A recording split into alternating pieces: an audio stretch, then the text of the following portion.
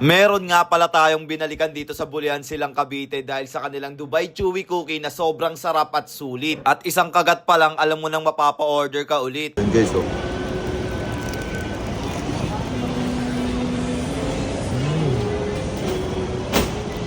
Ang laki kasi hindi ko kasi makain ng buo. Pero ayun nga.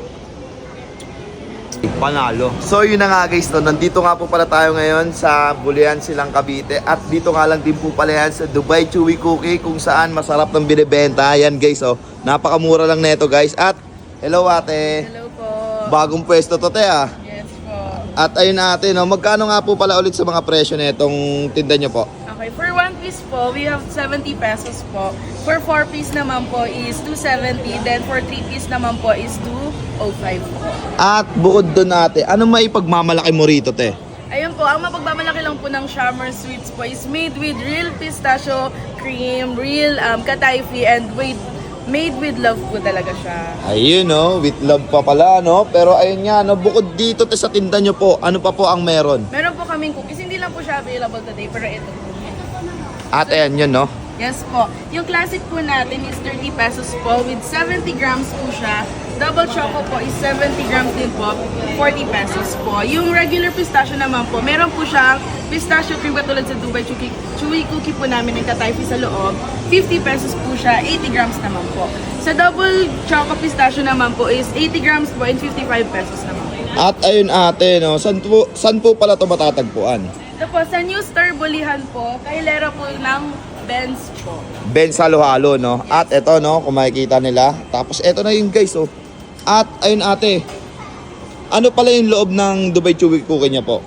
Ayun po, ang loob po ng Dubai Chewy Cookie po is real pistachio cream and katayfi po. Ay, ayun pala yung mismo no. Yes, Nasabi po. mo na pala kanina no. Yes. At ayun ate no, pwede nyo po ba sila invite para puntahan to? Ayun po, mag-visit po tayo sa New Star Bulihan po to come and get yours po ng Dubai Chewy Cookie. At isa rin kayo sa mga nagtitinda na pinakamura na ito te no. Yes po, kasi ano po, bukod po sa homemade po siya, yung katayfi po and pistachio is kami po talaga yung gumagawa. Kaya napakamura lang nito no. Kaya sa mga bumili na rito nakaraan, puntahan nyo na ulit to kasi yung nasa labas silang pwesto, ngayon nasa loob na. Mas malamig na rito guys. Kaya kung ako sa inyo, dayuin nyo na to at puntahan nyo na. So yun lang guys. So yun na nga guys no. Ito nga pala yung Dubai Chewy Cookie nila for only 270 pesos. Tama ba? 270 pesos. Ayun, 4 pieces na nga rin po pala to. At ito nga pala yung loob niya. So tingnan na rin natin no, yung laman nito kung gaano karami at gaano kabisa. At ganito nga pala siya kalaki guys oh. Ayan guys, malaki siya. So palagay lang po. Yan. At ito nga pala yun. Grabe guys oh. Talaga naman, di ba? Ang dami. Talagang sulit din yung 270 pesos nyo, no? Ayan oh. Talagang panalo rin, no? At timusan na rin natin.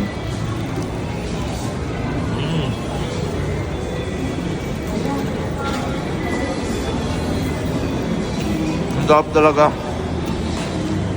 Panalo talaga to. Sulit yung pera nyo rito, promise.